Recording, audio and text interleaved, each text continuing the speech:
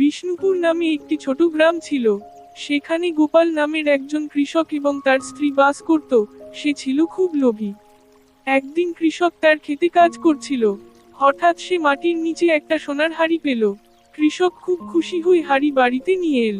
প্রথমে সে ঠিক করলো হাড়ির সোনা দিয়ে গ্রামের মানুষদেরও সাহায্য করবে। কিন্তু কিছুক্ষণ পরই তার মনে লোভ জন্ম নিল।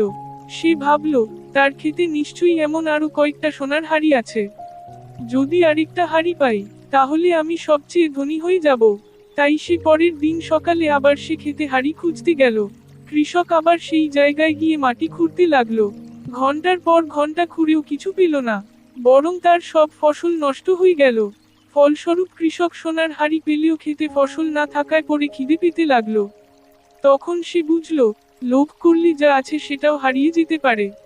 নীতি শিক্ষা: লোভ সবসময় ক্ষতি ডেকে আনে, তাই অল্পেই সন্তুষ্ট থাকলে মন ভালো থাকে।